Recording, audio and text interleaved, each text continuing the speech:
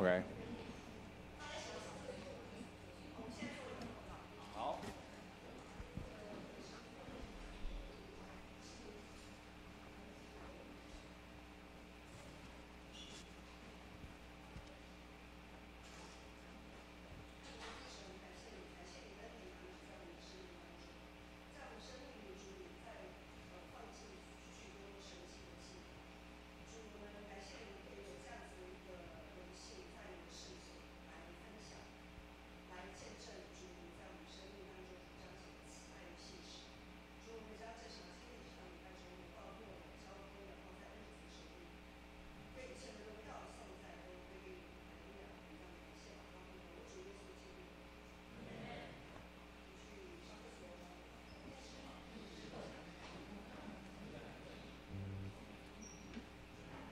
你手机在这。我草稿。黄信的。对，上跟下来。我这支就放这。1、2、3，嘿，1、2、3。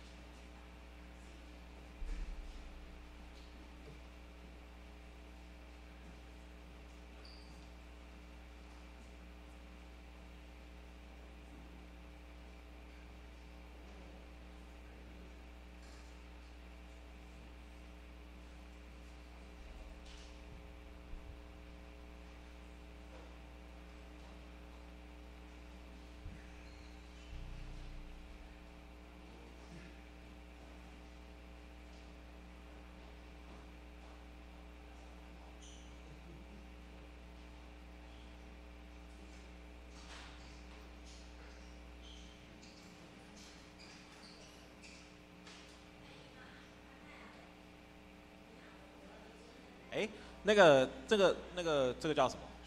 续约那个少，还有第一句。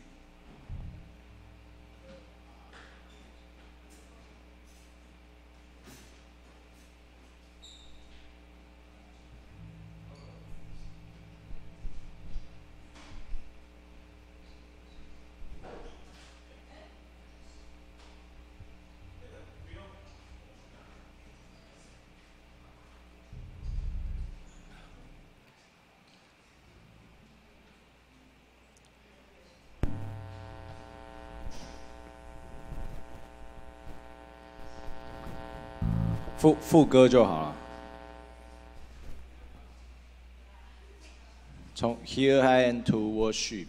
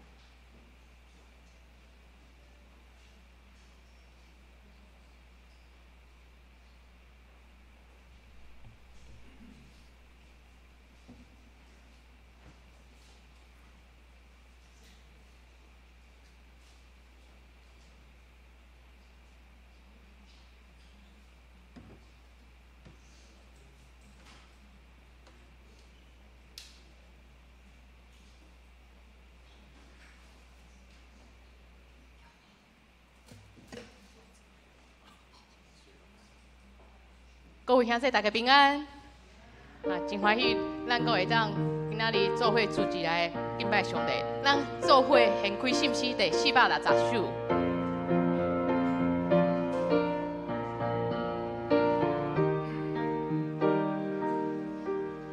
460首，我们唱第1跟第4节。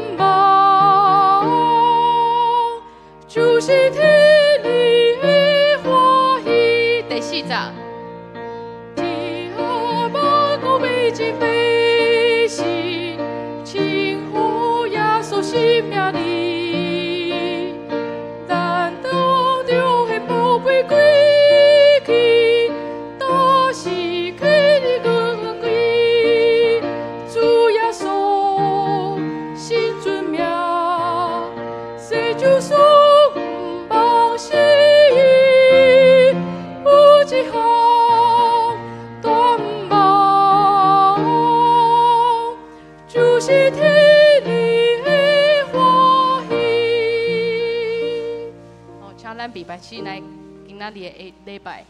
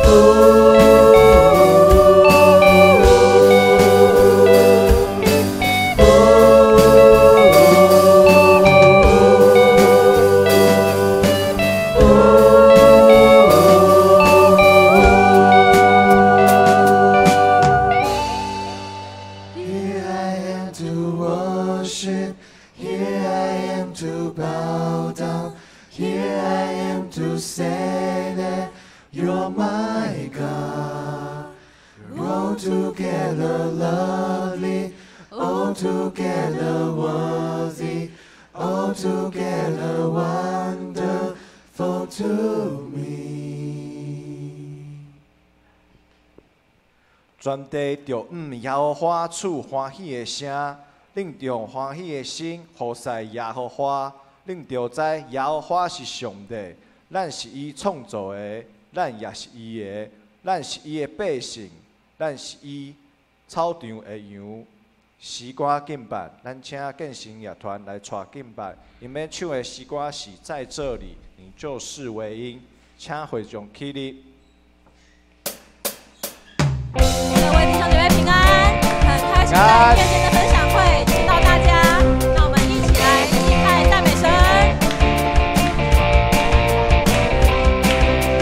神的子民何以聚集？热切期盼遇见你。天要敞开，神的道传遍，因为我们渴慕寻求你。在这里，在这里，耶稣你现在在这里，我相信，我相信，喜乐的江河在这里，荣耀彰显奇妙神迹将显明，天上国度降临在这里。我们现在跟左右两边的弟兄姐妹说平安，很开心见到你，开心见到你，开心见到你，开心见到你。神的子民何以聚集？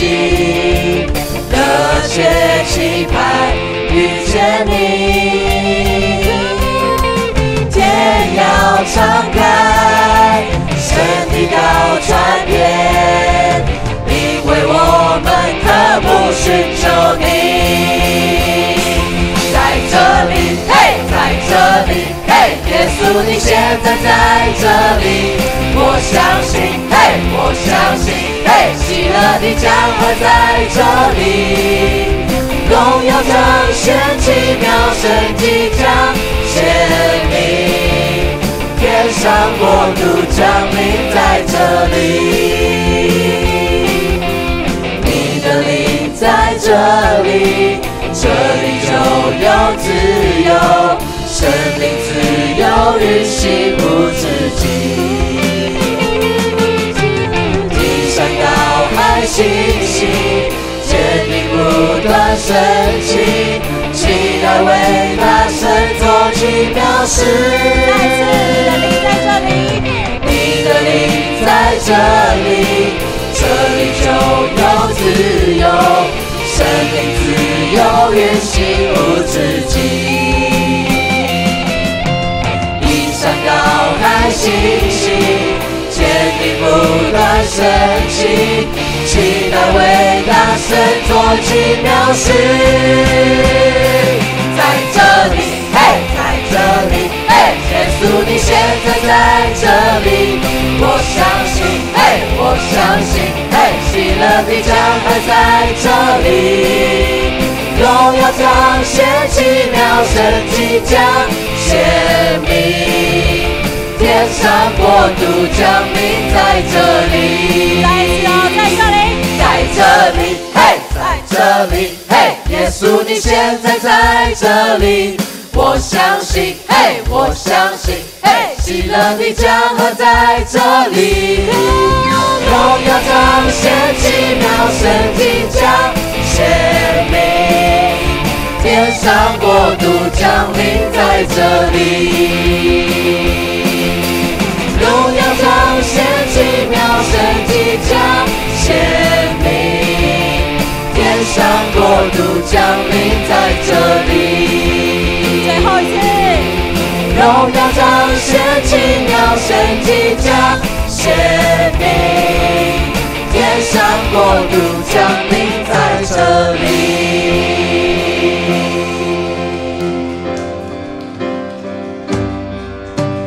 你就是唯一点亮我生命的奇迹，如此的确定，沉睡的灵魂已迷苏醒，这一生寻寻觅觅，跌跌撞撞的曾经，自从遇见你，奇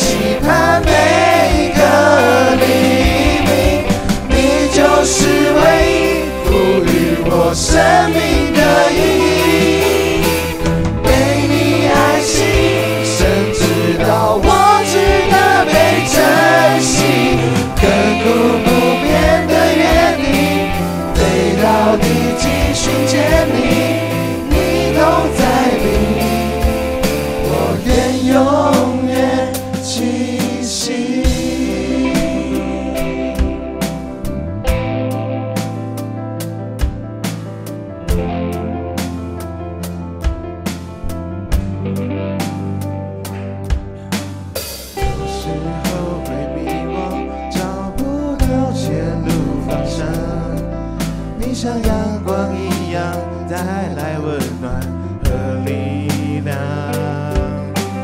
你懂我的沉默，也懂我的软弱。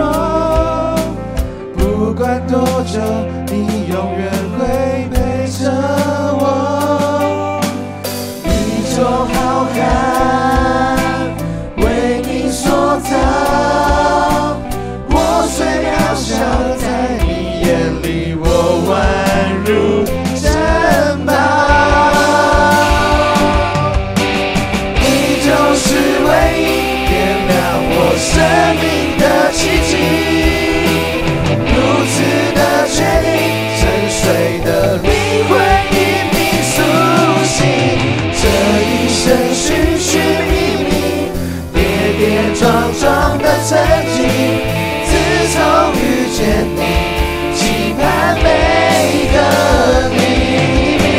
你就是唯一赋予我生命的意义，被你爱情深知道我值得被珍惜。亘古不变的约定，飞到地极寻见你，你同在里，我愿永远清醒。你就是唯一点亮我生命的奇迹，如此的确定，沉睡的灵魂因你苏醒。这一生寻寻觅觅，跌跌撞撞的曾经，自从遇见你，期盼每个黎明。你就是唯一赋予我生命的意义，被你爱心深知道我值得被珍惜。亘古不变的约定，飞到地极寻见你，你同在里，我心永远属你。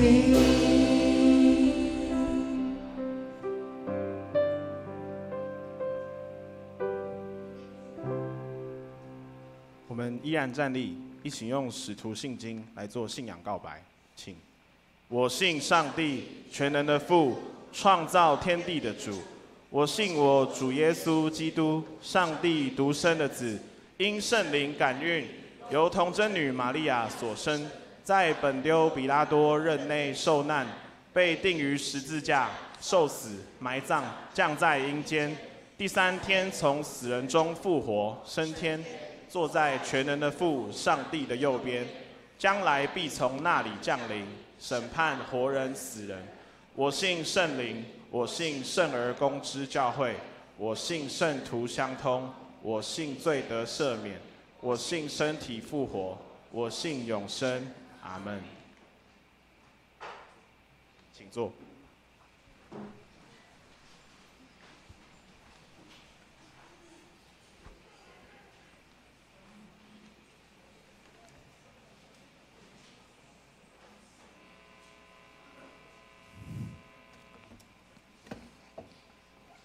高塔 K 英文，K 英文21篇，我来客，恁来应。全地着往耶和华处欢喜的声，唱歌来到伊的面前。咱是伊创造的。咱是伊的百姓，就应感谢你的门，就感谢伊学落伊的名，伊的慈爱到永远。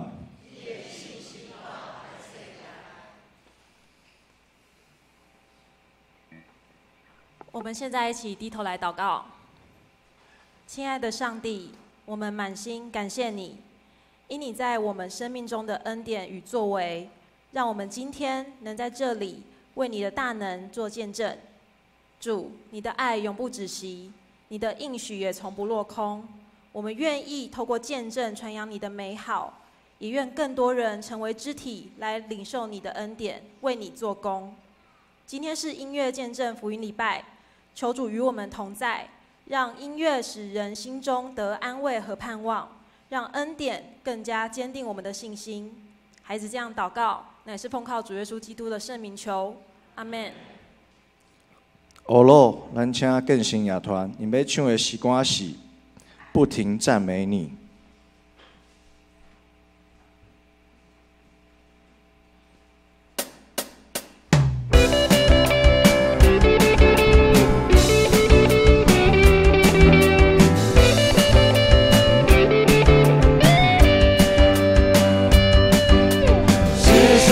颂你，向你来歌唱，因你是拯救我们伟大的神。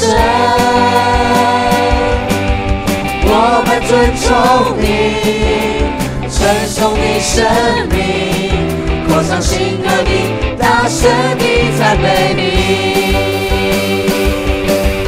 不停赞美你，大声赞美你。唯有你配得荣耀尊贵权柄，天是属于你，地也属于你，一切所造之物起来赞美你。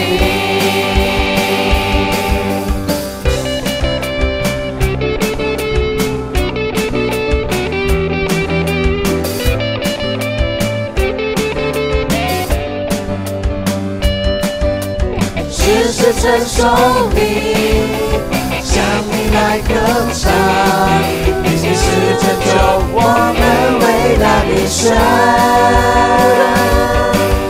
我们尊崇你，称颂你生命，口唱心和你，大声地赞美你，不停赞美你，大声赞美你。唯有你配得荣耀尊贵权柄，天是属于你，地也属于你，一切所造之物起来赞美你。我赞美赞美，不停赞美，跳舞跳舞，不停跳舞，高举双手，大声赞美你。赞美，不停赞美，跳舞跳舞，不停跳舞，高举双手，大声赞美你，不停赞美你，大声赞美你，唯有你配得荣耀尊贵权柄，天是属于你，地也属于你。所造之物起来赞美你，不停赞美你，大声赞美你，唯有你配得荣耀尊贵权柄，天是属于你，地也属于你，一切所造之物起来赞美你。一切所造之物起来赞美你，一切所造之物起来赞美你。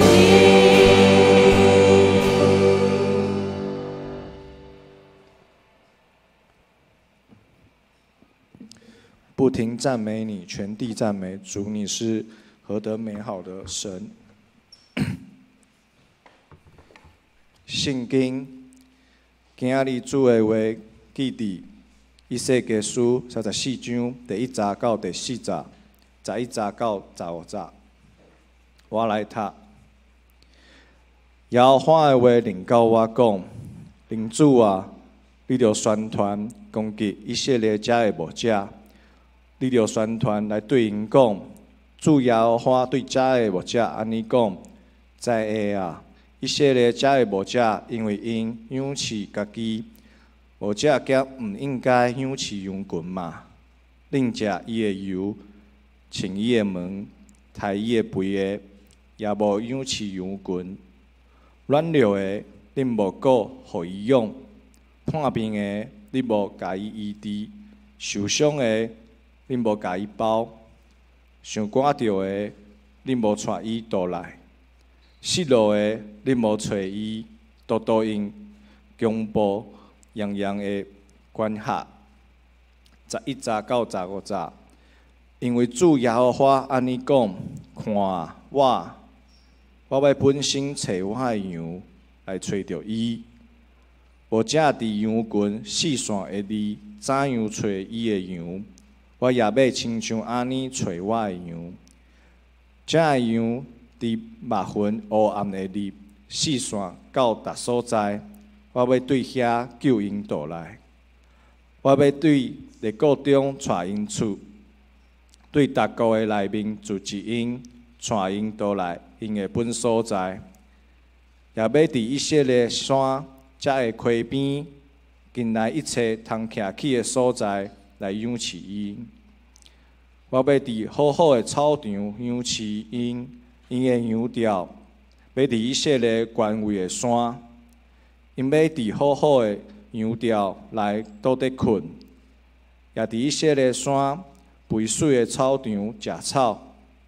主耶和华讲：我要本身养饲我的羊，互因倒伫困。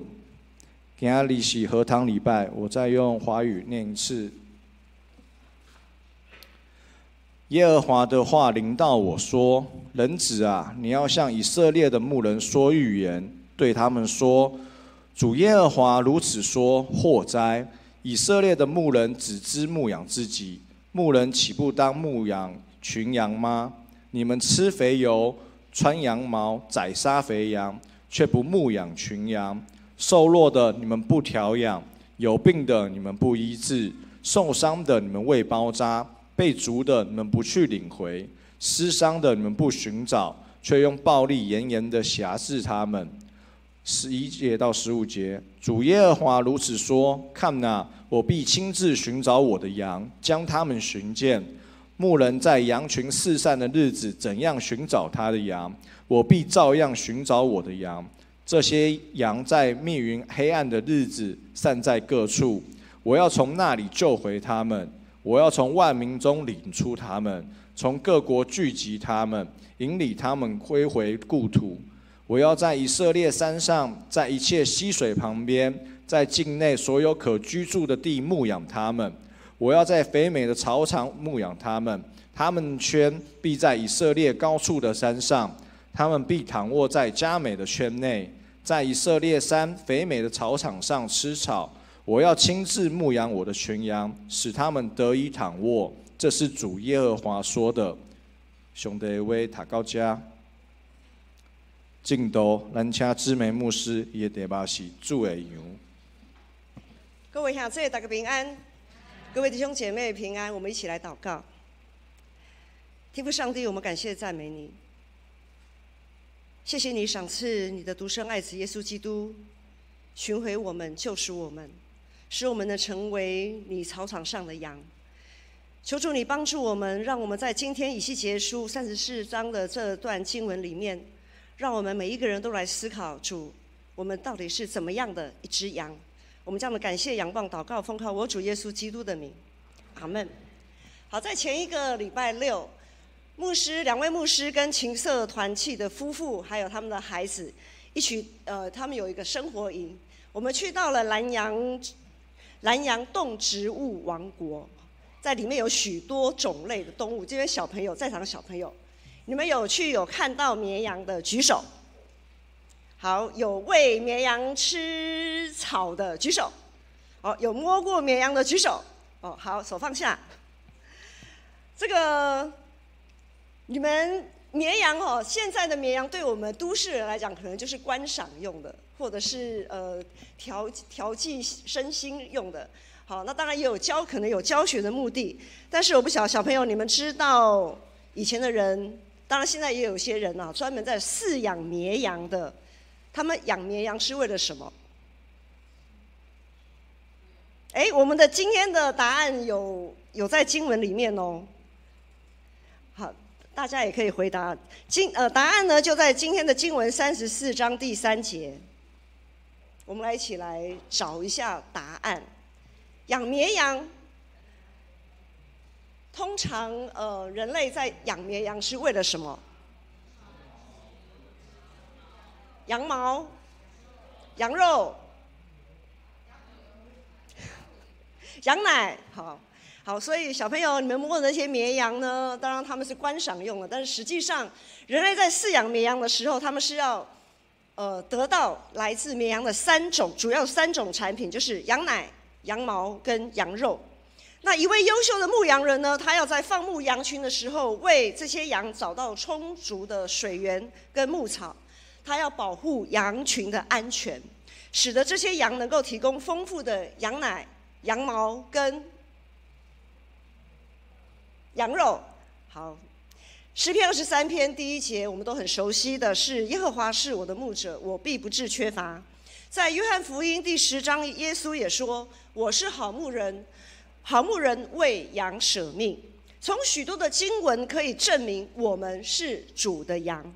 主的羊照理讲都应该是头好壮壮，出产丰富。但为何先知以西结在这里却说，这今天的经文第4节，他怎么说呢？在第4节这里，我们一起来看PPT 可以放到经文的第4节，我们也可以看周报的后面。周报后面第4节，他说：“瘦弱的你们不调养，有病的你们不医治，受伤的你们未包扎，被逐的你们不去领回。”为什么主的羊不止瘦弱受伤，还被驱逐出境，四处逃窜？牧羊人怠忽职守，严重失职是当时普遍的问题。大家应该还记得，在旧约时代的以色列，他们不要上帝当他们的王，他们不要上帝当他们的牧者，他们要一位符合自己需要的君王。他们就像一个小孩，为了要得到自己想要的东西。这边有小孩啊，好，但是我们也曾经都是小孩过嘛，哈。以色列就像一个小孩子，为了得到自己想要的东西，耍赖、生气、哭闹，最终上帝好啦，就答应他们的要求。于是那些君王、祭司、长官、领袖等等的，就成为上帝的代理人，也就是所谓的牧羊人。所以在旧约时代，牧羊人就是泛指那些领导阶层的人，无论是在政治上还是宗教上，为了支持一个庞大的国家体系，身为人民的这群羊就要怎么样？我们每年到了5月都要报税嘛，好，为了支持庞大的国家体系，这些羊呢就要缴税啊。人民之所以有能力缴税，前提是要能够得到国家的栽培跟保障。但是在以西结那个时代，国家的领导阶层他们只看重自己的利益，对那些瘦弱失丧的羊不闻不问，百般的剥削。那些牧羊人没有前瞻性的眼光，也没有依靠上帝的信心跟勇气，更没有成为人民的守望者，他们无法提供羊群的坚固保障，所以他们还能生产什么羊毛、羊奶跟羊肉呢？他们还能缴什么税呢？如今，在我们现代21世纪，谁是我们的牧羊人？在教会，就职分来看，大家可能第一个会在脑海里呈现的就是牧师啊，牧师就是牧者嘛，当然就是牧羊人嘛。还有长老、执事、团契会长、辅导、校长、干部等等，其实都是牧羊人。就属灵层面来看，所有为他人祷告的守望者，在以西结书有谈到守望者，所有有感动、被上帝呼召、有感动成为代祷勇士的这一群守望者，也都是牧羊人。在家庭里，谁是牧羊人？父母是牧羊人，父母长辈是牧羊人。在工作、职场、学校等等的单位，只要你是有职称头衔的，你下面有一些人在带领的，你就是牧羊人。所以正常来讲，从羊群的情况可以看得出，这个牧羊人是不是称职。那么单就长老教会的制度来看，身为牧师、长老、执事、团契会长、辅导干部等等的，我们就要常常问自己，我们对于上帝所托付给我们的羊，不论你的羊有几只几群，我们是不是有关心他们？我们是不是有喂养他们？我们是不是有保护他们？还是只是不断的要他们做，不断的要他们提供，可是我们却没有喂养，却没有关心，也没有保护。当然还有另外一种情况，就像耶稣曾经说的，好牧人为羊舍命。耶稣是好牧人，耶稣认识他的羊，他的羊也认识他。但如今有些羊却不认得他的牧者，也转耳不听牧者的声音。团契会长有什么需求，契友们会不会反正有团契会长会处理啦，干部会处理啦，我们就是等着坐享其成就好了。或者是会长说如何，但是羊呢，就是有自己的意见，就是有自己的想法。如果你只是闷不吭声也就算了，可是很多的羊呢，不只有意见有想法，还会私底下又去教唆其他的羊来反对他们的牧者。有的时候牧羊人其实真的也很尽职尽责，也常常安慰照顾鼓励他的羊，但是他的羊呢，却总是厚着脸皮死皮赖脸的这样坐享其成，充满算计，手里明明有5饼2鱼，却总是不愿意拿出来。所以到底是牧羊人的问题，还是羊群的问题？以西结在这段经文里面指出问题的根源，他也指出了解决之道。今天的经文34章11到15节，我们一起来看。牧师再来读一次，我们一起来读好了。11节到15节，我们一起来读，请。主耶和华如此说：看啊，我必亲自寻找我的羊，将他们寻见。牧人在羊群四散的日子，怎样寻找他的羊，我必照样寻找我的羊。这些羊在密云黑暗的日子散在各处，我要从那里救回他们，我要从万民中领出他们，从各国聚集他们，引领他们回归故土。我要在以色列山上，在一切溪水旁，在境内所有可居住的地牧养他们。我要在肥美的草场牧养他们，他们的圈必在以色列高处的山上，他们必躺卧在佳美的圈内，在以色列山肥美的草场吃草。我要亲自牧养我的群羊，使他们得以躺卧。这是耶和华说的，版本不一样，但是意思内容都一样。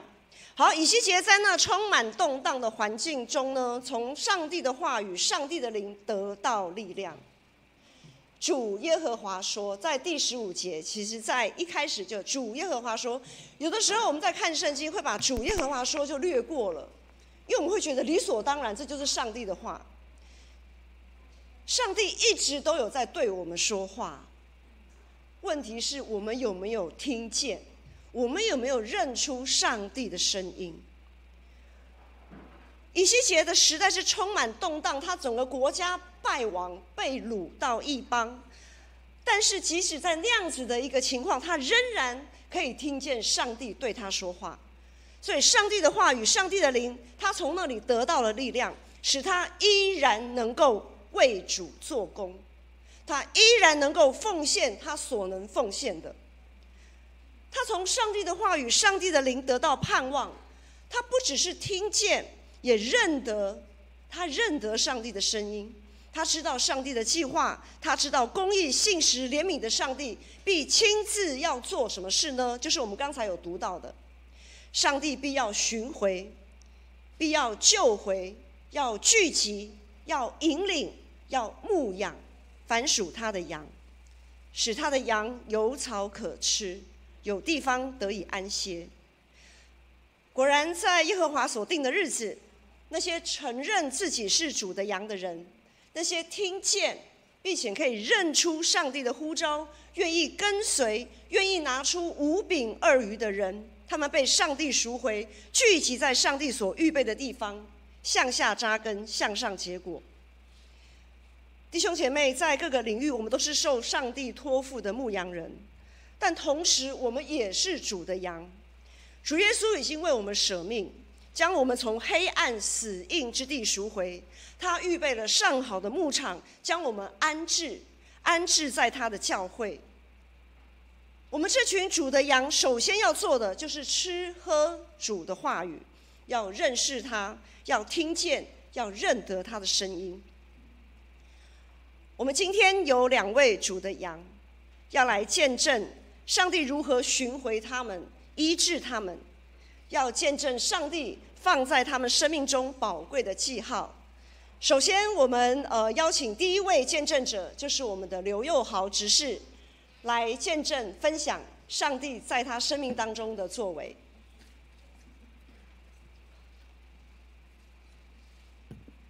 大家平安，我是老友和技术，大家平安，我是刘佑豪执事。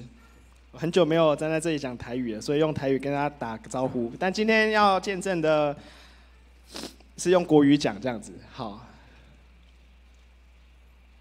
我要分享我的生命故事，然后是从团契到服事的生命改变。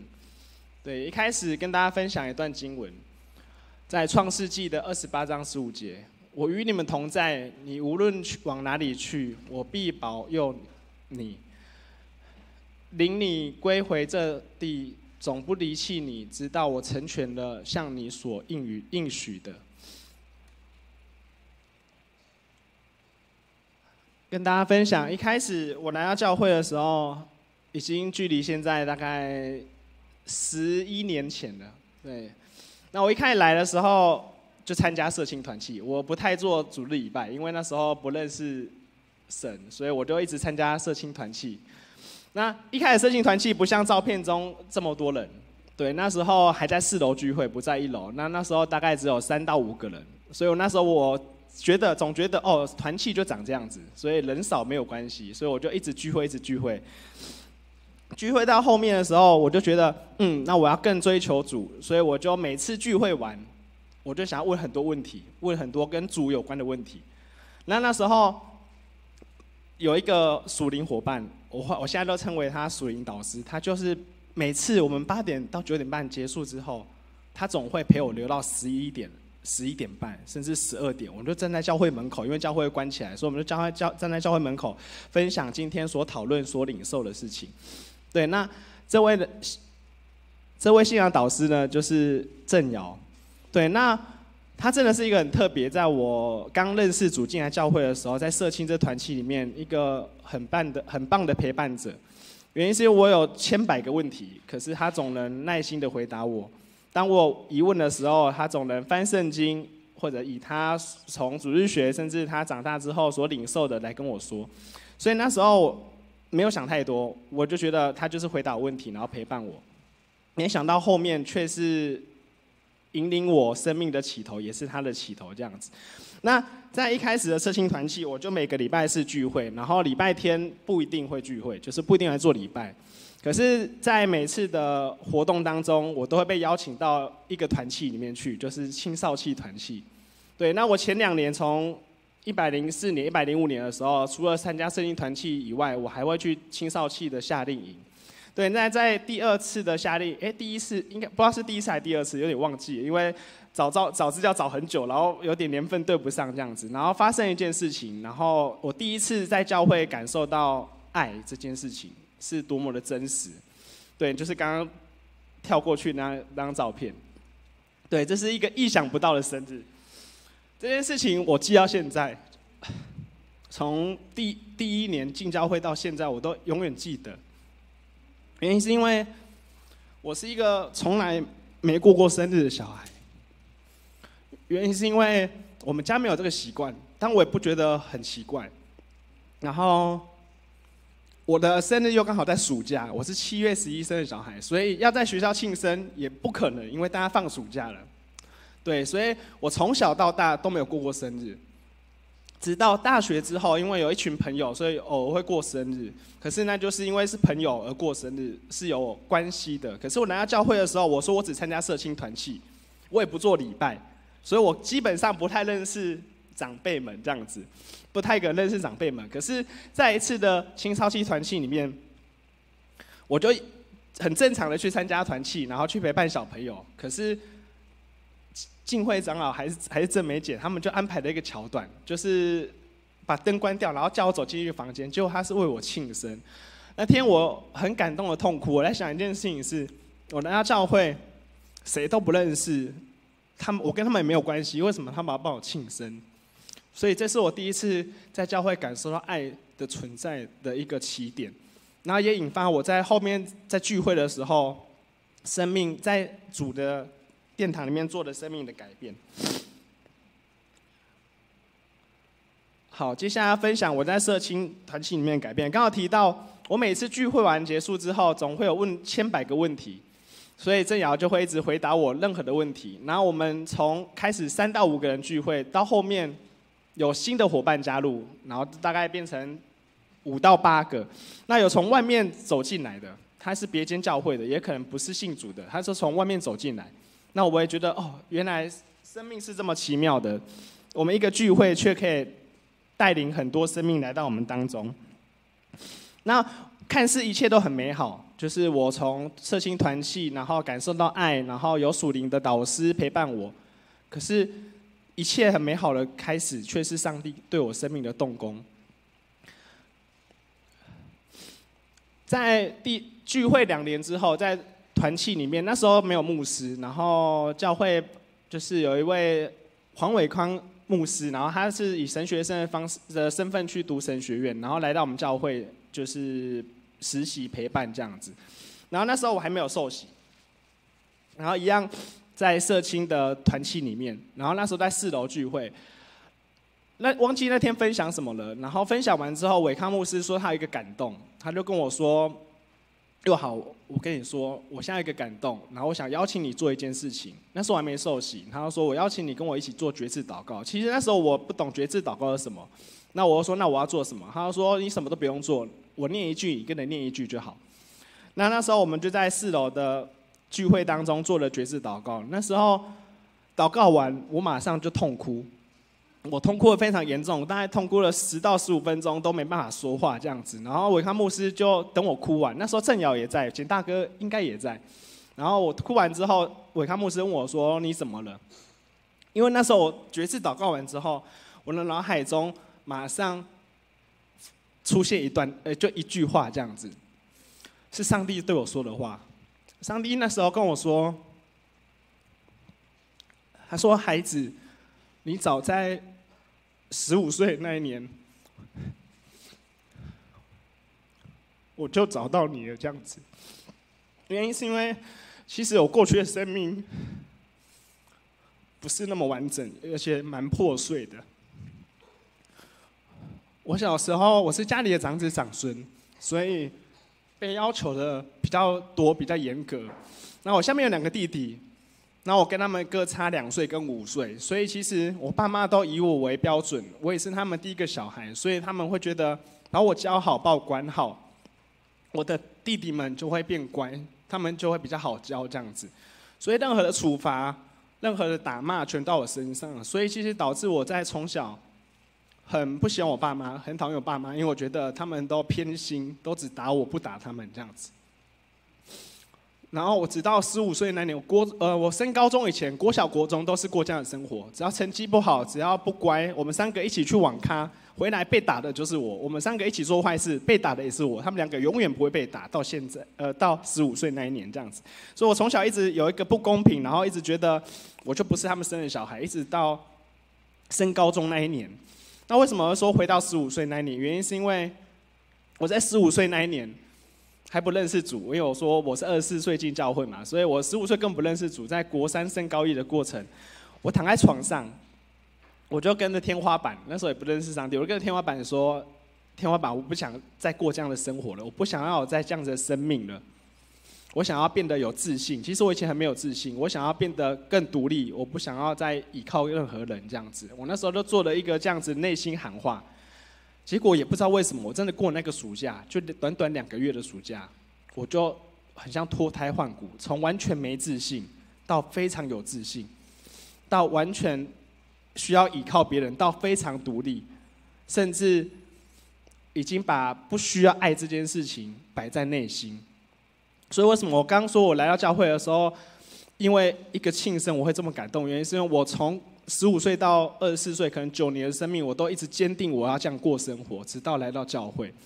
所以伟康牧师那时候带我做完决志祷告之后，我才会有这么深感动。原来上帝跟我说话说：“孩子，你在15岁的时候我就找到你了，只是他可能过了9年我才来到教会，他才跟我诉说这样的话。”所以那时候我就跟自己说，主既然这么爱我，那我能为他做些什么？我那时候就跟自己内心喊话，有的这样子一个意向这样子。然后很酷的是，其实我刚进来教会的时候，因为很火热追求主，然后有一个属灵导师、属灵伙伴，所以我一直很想受洗。可是整整拖了2年的时间，或许我现在回想起来，发现非常快，以2年的时间受洗，我觉得蛮快的。但是以当下的我觉得好慢了，为什么我一个受洗要等2年这样子？那在决志完祷告，决志是当年的105年的4月吧，我记得。然后年底的时候我受洗，这是那一年的12月11号这样子。那我觉得这个日子很重要的是，它跟某一个日期很相近。那最后会跟大家说，我觉得上帝真的很奇妙，在每一个日子，他所定的日子，所要应许的事情都有他的安排。对，那我在105年受洗，那我觉得哇，一切都很美好，我的生命得到帮助，得到改变，可是却又是另一段故事的开始。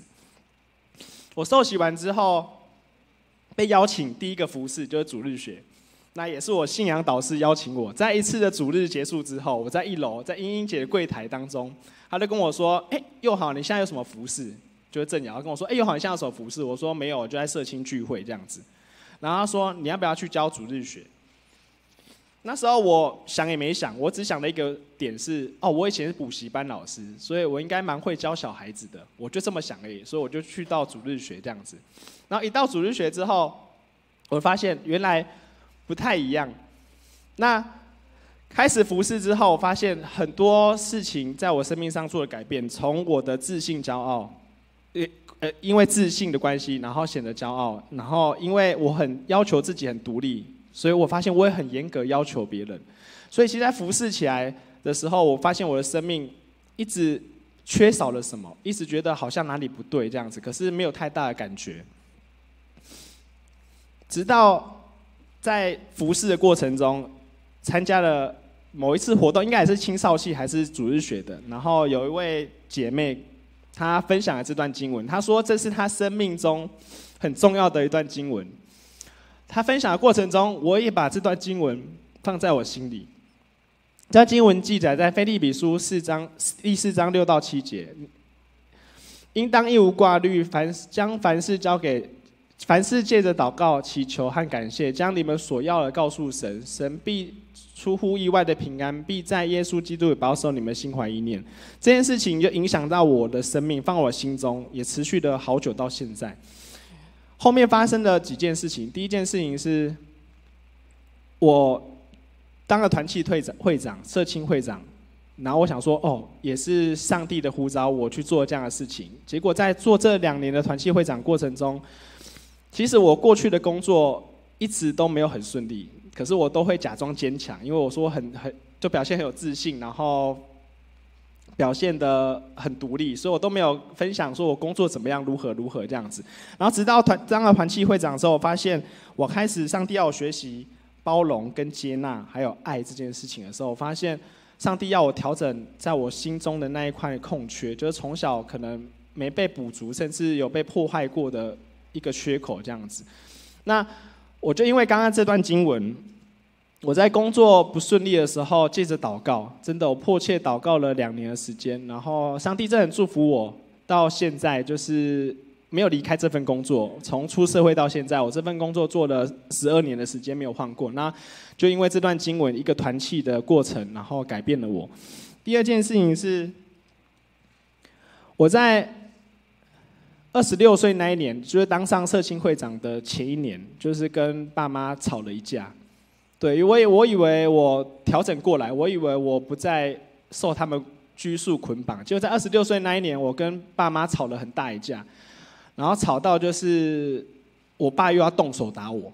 就是我爸在国3那一年，15岁那年已经亲口跟我说不再动手打我，直到26岁那年，我又因为一些事情，我觉得我妈又开始不公平了，然后我就有点大声跟她讲话，我爸竟然从房间冲出来想要动手打我这样子，但他最后没有动手。在当下，我跟他诉说了我过去0岁到15岁的生命过程，结果没想到他们因为这样子的对话，我第一次看到我爸妈2个安静在客厅坐3个小时，一动都不动这样子。因为我跟他说，其实从小我很自卑，很没有自信，甚至我一度想自杀，可是你们却都不知道。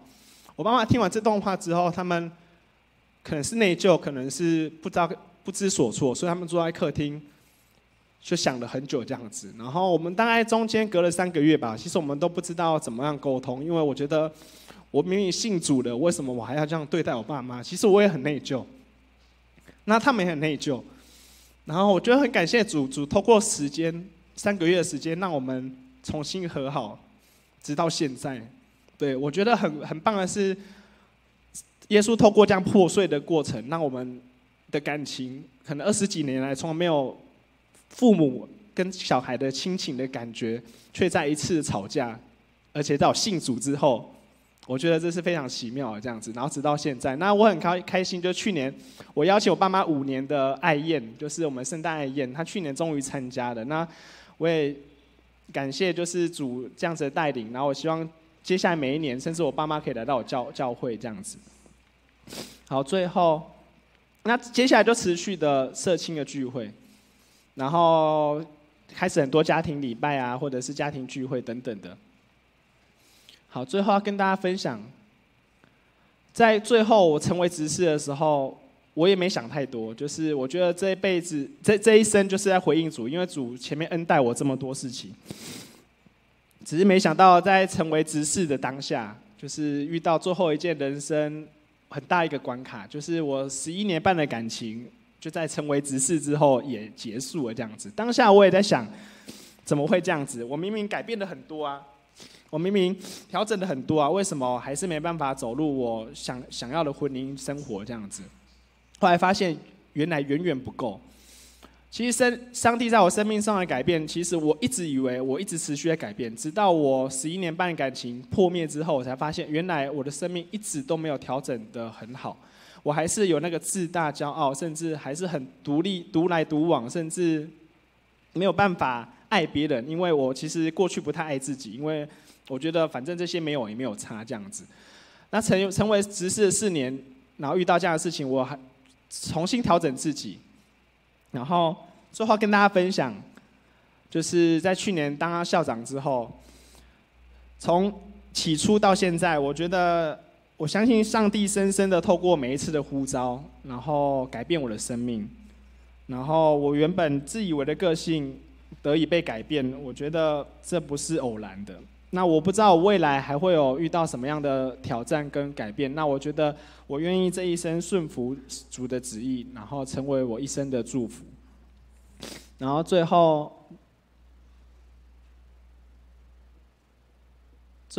用这个当 ending。其实我来到教会是很快决定的，就在一场告别式。然后这是当初跟婉柔的对话，我只问他说：“我想问你是基督徒还是天主教徒？”然后他说：“我是基督徒啊。”我说：“那我可以去你们教会吗？”他就说：“哦，可以啊，我从小在建成教会啊。那你在脚教会？”我说：“对啊。”那什么时候有空，那我带你来，我就这样来了。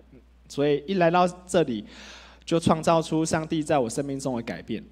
对，那最后送给大家就是耶稣说：“我就是道路、真理、生命，若不借着我，没有人能到父那里去。”然后最后要跟大家分享一首诗歌，也是影响我生命中很重要的一首诗歌。重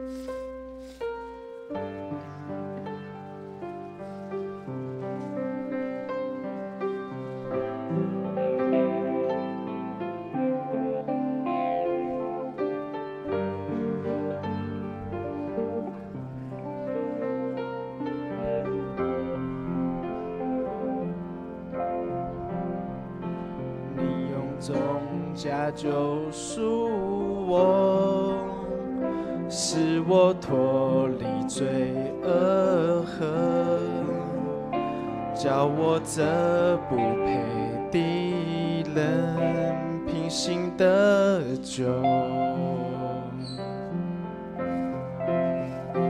你赐圣灵帮助我，使我胜过老救我，祈求恩主领我，迈向树林高峰，让我赞美费尽每次，让我敬拜费尽方式，让我服侍背靠双手，而祷告费尽用口，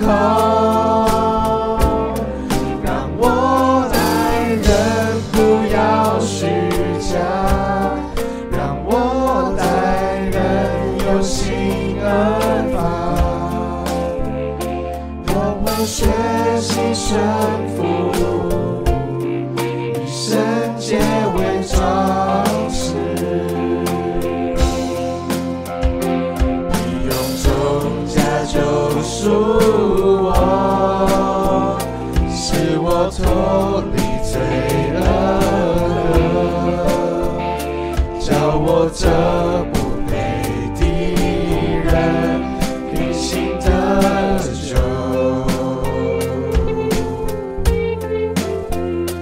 你赐圣灵帮助我，使我胜过老救我，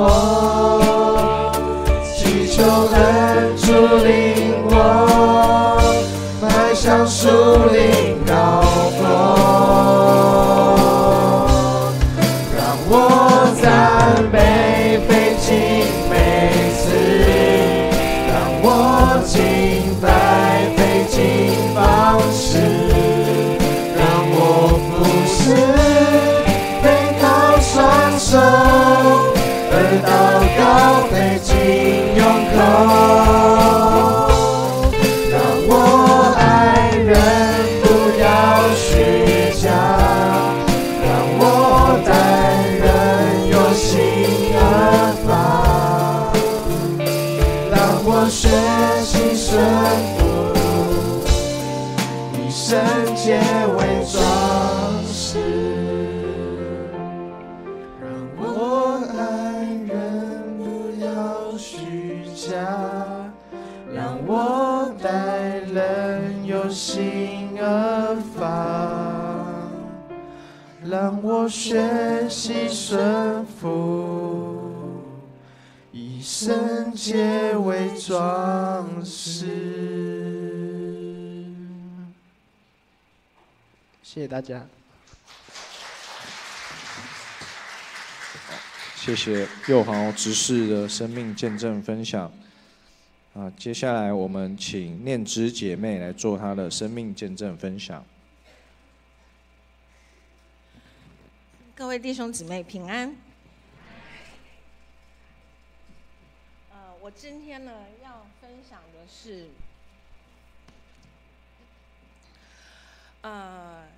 诚如我等一下会分享的一首诗歌一样，就是旷野中唯一的力量哈。我从小应该说我在家族里我们算起来是第5代基督徒，我跟佑豪只是不太一样，就是从小就在教会长大哈。然后就是我的生活里面就是满满的恩典跟很多的丰盛，如同我的名字念之。那个时候我妈我只记得这个意义哈，就是枝是一种植物，它比喻的就是一个丰盛。好，所以就是纪念神的丰盛。所以其实我的人生当中，我的恩典很大。我们从小有时候要看小朋友什么，你的学业，对不对？你是否有才艺，或者是说你健不健康这样。然后到长大是，可能就是大家就是看你工作如何，你是否结婚嫁得好什么之类的哈。那看似我到我现在的年纪呢，看起来好像各方面都还不错。好，但是当然中间有很多弯弯曲曲的路，但之后有机会我们再来分享。好，但是从小到大我的一个态度就是，凡是遇到事情，我一定第一个找的是谁？就是天父。好，我一定坐下来就是祷告，迫切祷告，甚至就是祈求这样子。好，那第一个来分享。你们以为我今天要讲这个事吗？是小小的分享，因为这个是大家都看得到的哈。我其实是2年前在一次爬楼梯意外跟小朋友就是差点冲撞，我做一个急刹动作，所以我的左腿的前十字韧带就应声断裂哈。那时候不以为，因为我本身是治疗师，我觉得这小 case， 因为以前我就很常扭伤受伤。对我来讲很容易，我马上其实你们也看到，我恢复得很快，然后也能走，也能小跑，爬楼梯没有问题。但是就在今年，我突然间觉得说岁月不饶人，真的就感觉到我的膝盖开始在我在教病患或者是我在做运动的时候就会卡住，那这样就不对了，直觉就告诉我说，这个问题就大。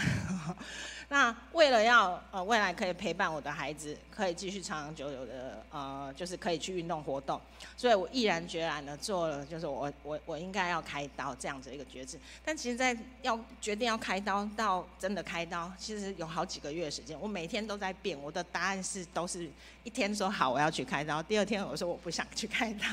好，其实我本身看似大胆，我小时候就有一个绰号叫李大胆。那我的大胆其实就是从神而来的哈，让我有自信，可以去面对很多的困难与挑战。好，但是面对这件事情，我的不大胆是因为我很怕痛，我从小就是一个怕痛的一个人。那很感恩哈，在这个过程当中，其实就是7月3号我要开刀前的主日，我不知道你们还记不记得，我们请了一个简育会。姐妹来做一个音乐见证分享，她就是写那个《你是唯一》这一首歌，然后她当中她就在分享她儿子进出医院的一个故事。哇，这个对我来讲，好像神当下都在对我说话。他就说：“你放心大胆去，因为你到医院去，你会忘记那个痛苦，你之后你获得的是什么？健康的身体。”我说我就毅然决然，好，就是去了，就从此那样，我就没有改变。7月3号就入院去哈。然后谢谢这一个阶段里面那个教会所有人的带祷，牧师他们有去探望我，在开刀前为我祷告。然后呢，整个过程非常顺利。然后也就是你们看到我本来一开始有拄拐杖跟有护具，我现在是不用的哈。然后慢慢朝着正的方向去前进。我相信我明年一定可以去国外到处爬爬照，甚至去浮潜。好。我的目标是想要滑雪，然后那是我生命中其实是第2个勇敢的决定，就是要开刀。那接下来我要开始讲我第一勇敢的哈，第一勇敢不是结婚，我这只是说缘起哈。第一勇敢其实是跟我先生一起发生的事情。那我跟我先生是在建仁教会哈，2008年。2月16号结婚，到现在已经17年了，非常漫长的岁月。有看到当时的我们，俊男美女，然后现在也不差啦。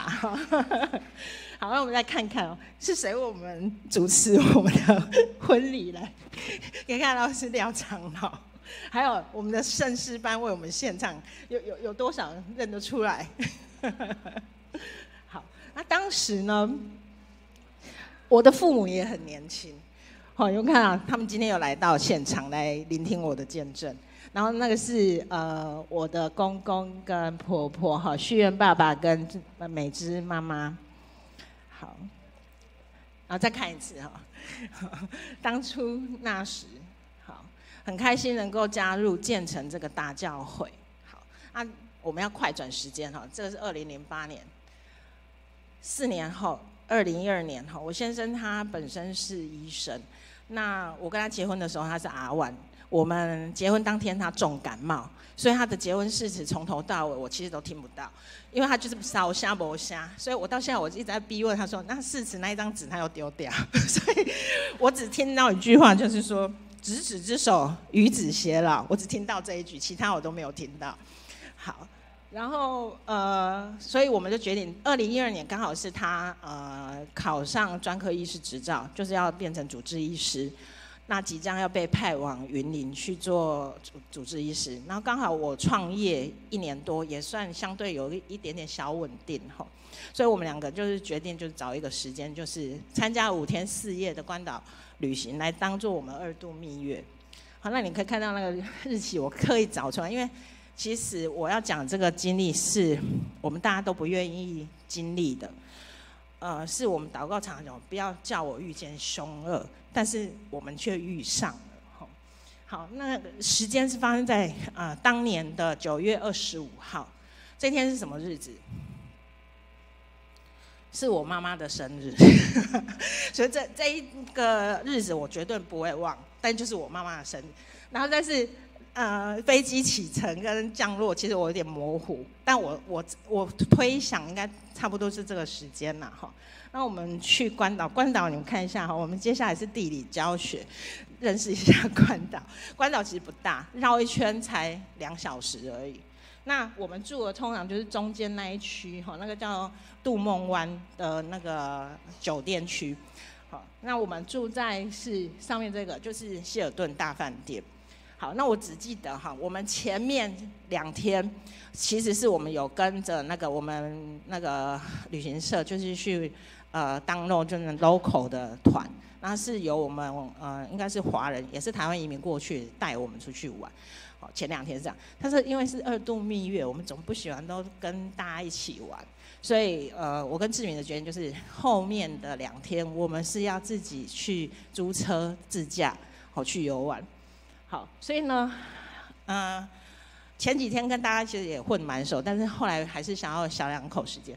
我们25号早上，我们租了车就去到一个叫鱼眼码头，我们也是很尽兴，那边很漂亮啊，就拍照拍。然后中午就，因为我小时候跟大学的时候我去美国留学，所以我对美国其实关岛也是美军的地方嘛哈，所以其实是有特殊的情感。我就说我很想要去吃Taco Bell， 它就是墨西哥餐，这个台湾都没有引进。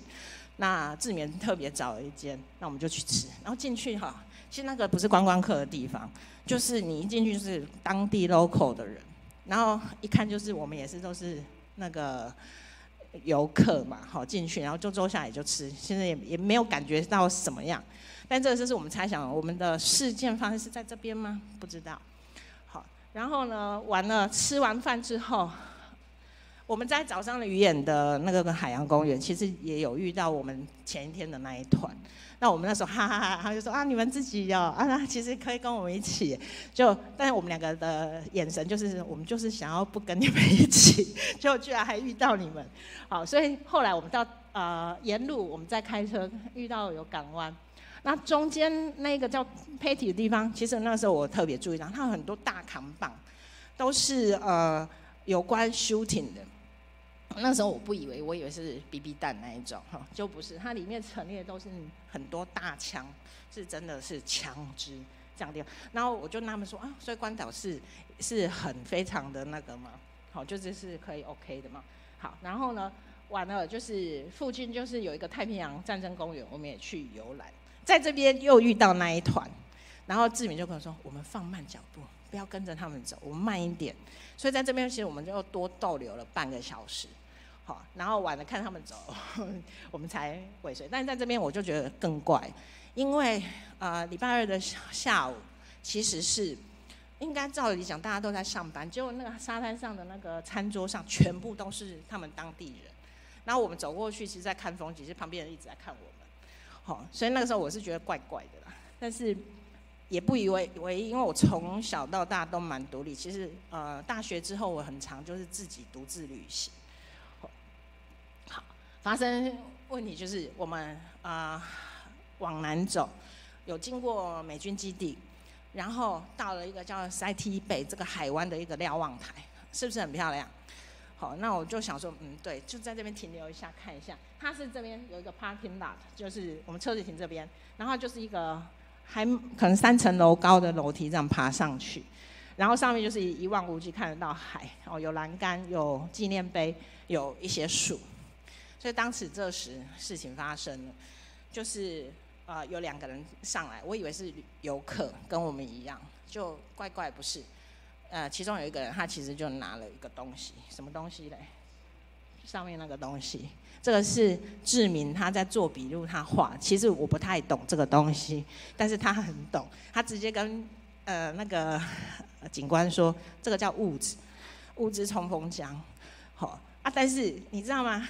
从小到大我讲过，在教会长大，很多经文还有生活上，其实你都知道，你就是不用害怕，因为神必定是我们的，与我们同在，必定是我们的帮助。然后呢，层次跟我不是胆怯，是刚强、忍耐、谨守心。那这边是智慧的啦，我也分享，就是说，回答如何使怒气消退，言语暴力触动怒气，这些好，当下发生状况，当然我就是要沉着冷静去面对。好，当我知道那是枪，但在还不知道有枪的危险，其实我那30秒内我闪过好多画面。我第一个说地理环境我看一下，我是要跳过栏杆攀爬树就跳下去，但是后来因为志明离我有点远，很难。然后后来第2个我是健身教练，我应该是可以回旋踢吧，所以我也就是在想，但是后来看到那个物质冲锋枪，我真的没有办法做这样。然后其实那2位是当地的住民，你们知道他们就是棕色人种嘛，其实他们不高，我166公分，他可能不到160，然后来，但是气势很凶就对了。那志明其实他就比较高大，然后他也没有这样，就那个人一看到志明，他就往志明去，就拿了枪托从他那个耳朵旁边就给他打下去，很用力哦。然后他应该是跳起来，有点卡慢的事那样，但他还是撞到他。然后这时候我就赶快制止，我说 Please don't。然后我又用中文跟志明讲，因为志明其实那时候眼睛就瞪很大很凶，他好像要跟他干架那种感觉。然后我就跟他说，我不知道你们遇到的事情是这样。结果后来我跟志明说，不要，你顺服，因为他不知道有没有子弹，我会害怕。所以志明也就按照他的指示，就是要跪下来，他就跪下，当然他就是比他矮了。所以他更好去给他，然后我又出声说 ，Please take what you want and leave us alone。所以后来我们就赶快把东西给他们，就赶快逃离。这过程差不多5分钟左右，但是志明他确实就流血，眼镜也被打飞。然后完了，我们就看他们走了，差不多，我们就赶快就跟着下去。我本来那个时候想说，我们的车子还在那边，好。是不是可以开车走？就没有，他车钥匙都被拿走，所以就走。这个报道是，我回到台湾，我学妹跟我讲，就是说，她有听到说台湾人有被抢，所以当地 local news 有报，但台湾一点报道都没有。为什么？因为没有人死掉，所以没有被爆出来。我们的几个月后，那个关岛有日本客被杀死，就在那个。旅游中心这件事情我们听到我们就冰崩，因为才刚去过，好，真的是有人死。然后同年2013年，就是还不到1年，我不知道你们有没有印象，马英九的外甥去营救一对夫妻，但先生已经被枪杀，但他不是在关岛，他是在马来西亚那些周边，也是太平洋小岛那边发生事情，然后就有人死。那我在查询资料的时候，其实去年韩国夫妻在那边也遇害了。然后是先生被杀死，所以其实你去看历史，在那边真的是不平静，真的是有人死掉。这是我们回到家，因为我要庆祝我妈妈的生日，我们聚会，好，然后当下我们的身体有点疲惫，但是回到台湾其实如释重负，真的，好，就是有一个安全的靠港。我妹在这个阶段里面也发挥功能，就是我。打电话就是请求协助这样子，打电话回家，其实我不敢跟我妈妈讲，我怕她生日的时候受到惊吓，所以我是跟我妹妹说。然后请他跟爸爸妈妈婉转的讲说我们是平安的。然后那个时候她怀孕7个月，她一开始以为是接到诈骗电话，说我们会遇到事情，其实不是。那也很好，她帮助我们处理掉台湾的一些我们证件不见，还有一些那个信用卡的事情。好，然后当然接下来我要讲，再花一点点时间讲，就是我的压力是在于那个回来就是那个压力就是那个我们要赶快还钱，因为驻台办事处借我们500块，所以这个也是某种，还有办写很多证件哈。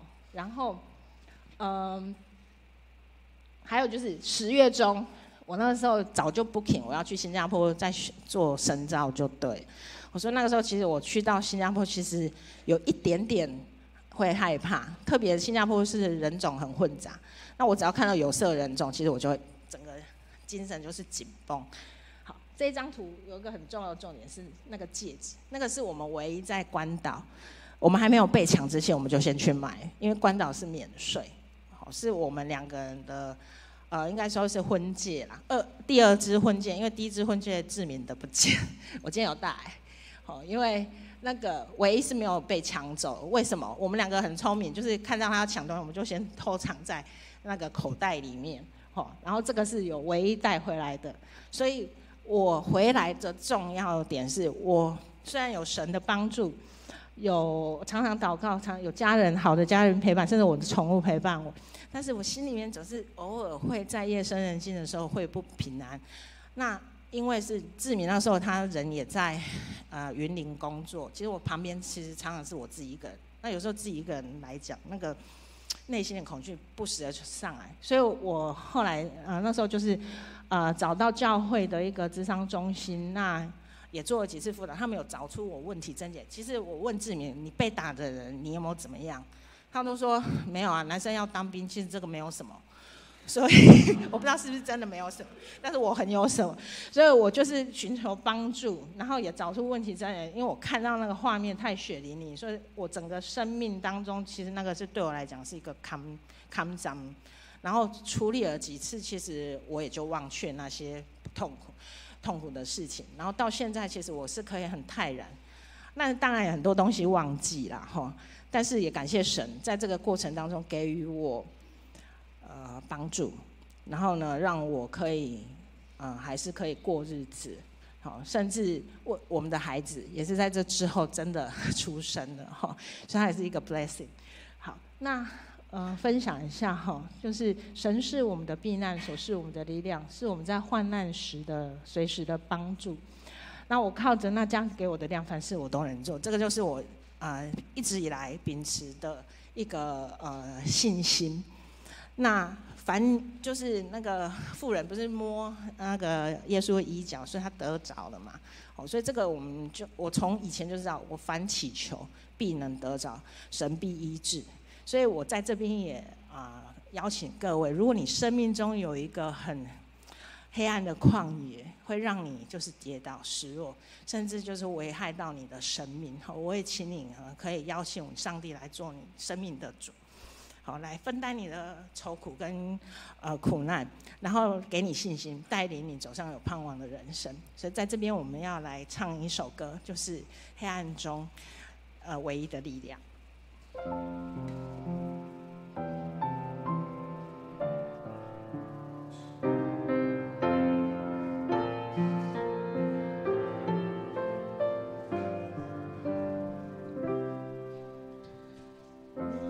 你是爱我的天父，绝望中你仍然不停地运行。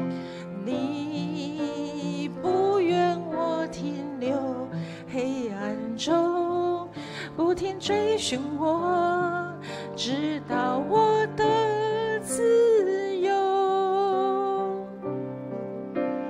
你是我旷野中唯一的力量，患难中的安慰，黑暗中盼望，我呼求的日子，你必拯救我。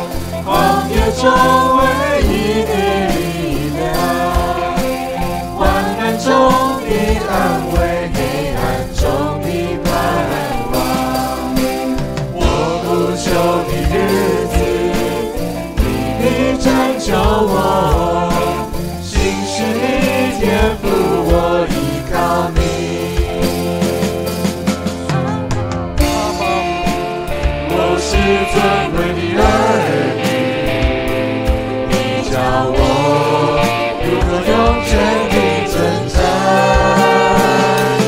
阿爸父，你用笑脸帮助我，把所有意说出为祝福。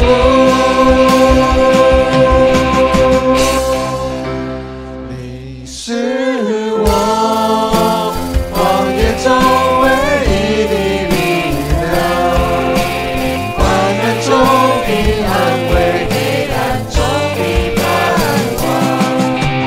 我呼求的日子，你必拯救我，心是你天赋，我依靠你。是我旷野中唯一的力量，患难中的安慰，黑暗中的盼望。我呼求的日子，你必拯救我，心事的天赋，我依靠你。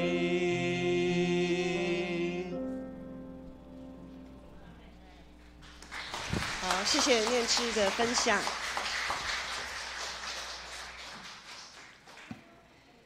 弟兄姐妹，如果你现在正感到彷徨、失去方向，主耶稣他会亲自找到你。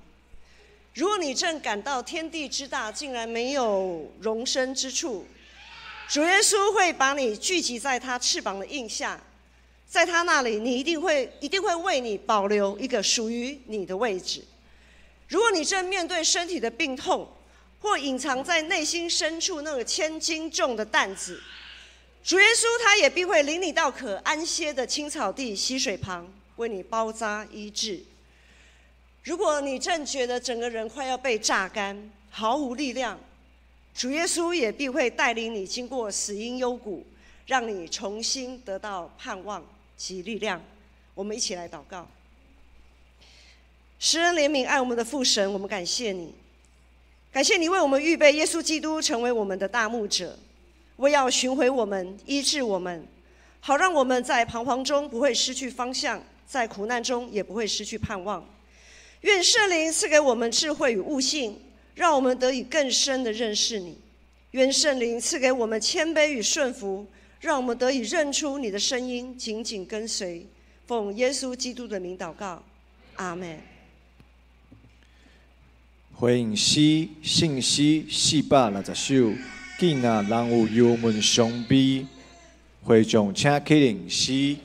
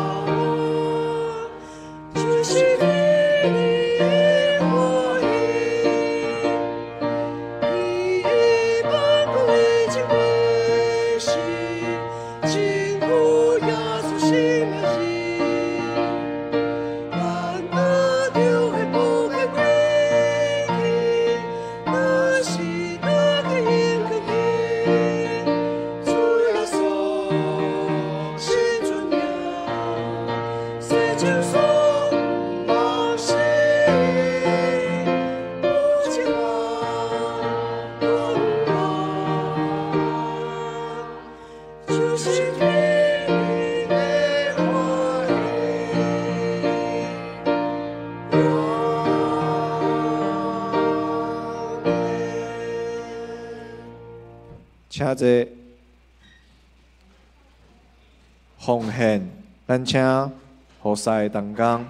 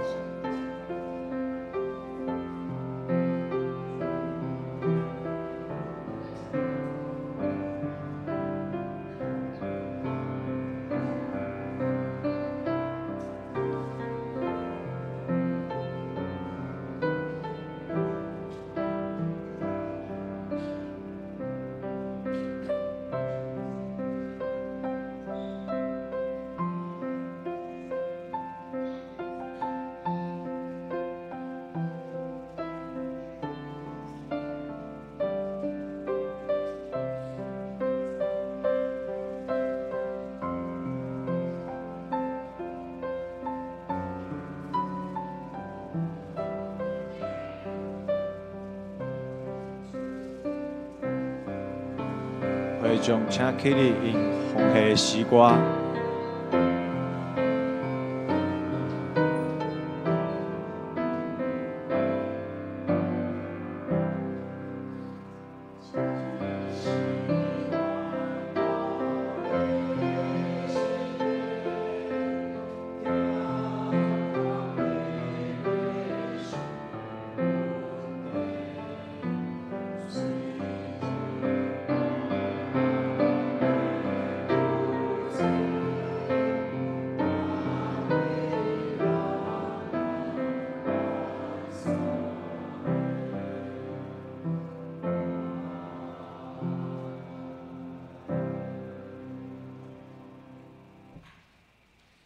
请坐。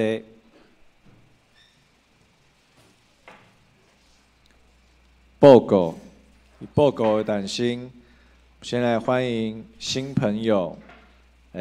第一个是我们志明跟念之的爸爸妈妈，可以请起立，我们拍拍手，欢迎他们今天来参加我们的聚会。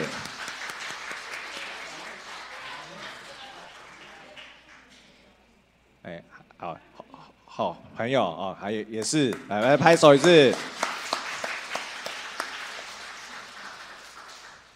好，我们还有郑长老一家以及友人，景美教会的郑宏竹长老，我们也请起立拍拍手。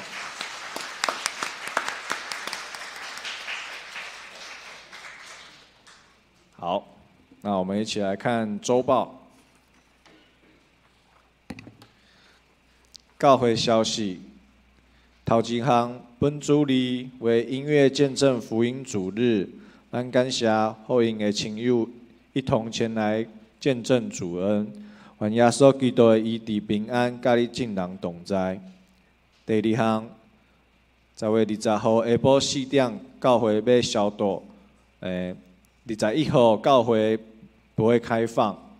第三项。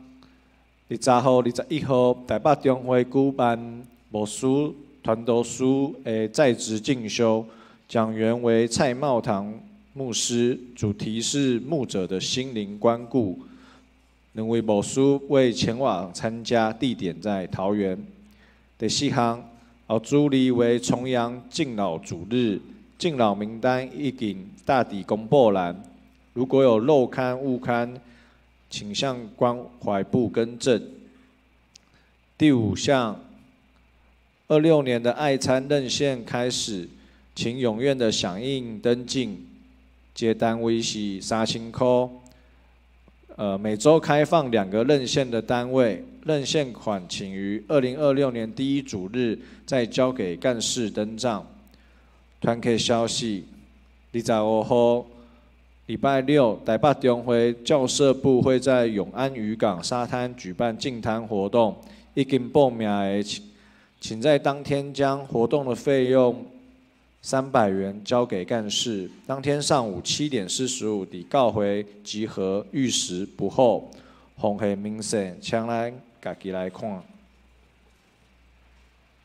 上营信息511首，欧陆上帝至权至尊，会将请起立。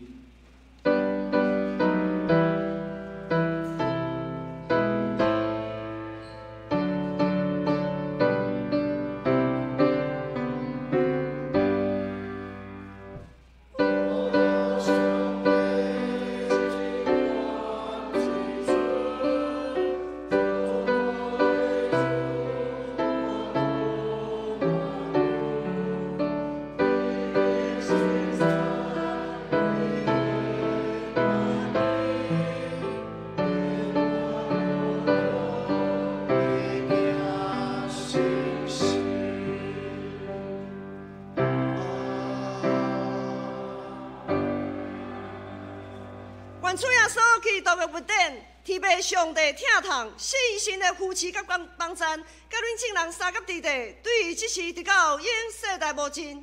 阿门。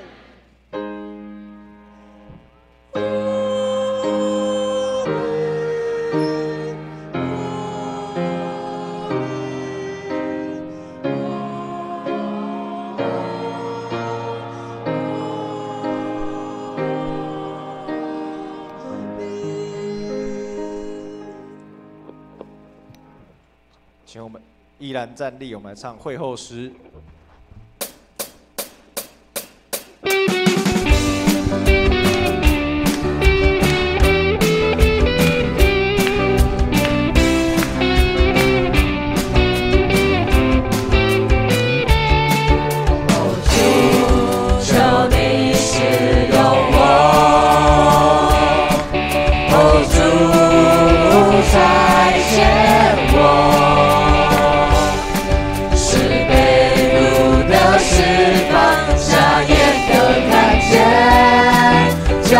受压制的自由，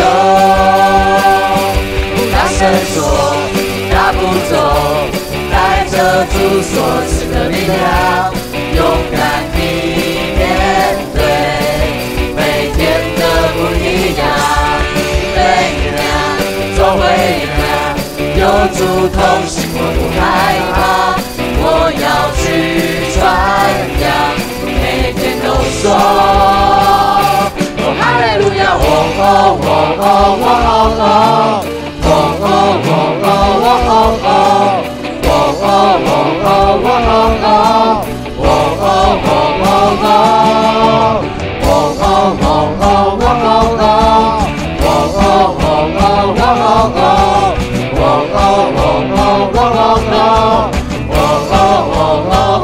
一起嘿出来哦！大声说，嘿，大步走。带着主所赐的力量，勇敢地面对每天的不一样。每天总会有主同行，我不害怕，我要去传扬，每天都说哈利路亚，哈利路亚，哈利路亚。哈利路亚，哈利路亚。到这里结束，大家可以彼此交谊，楼下有爱餐。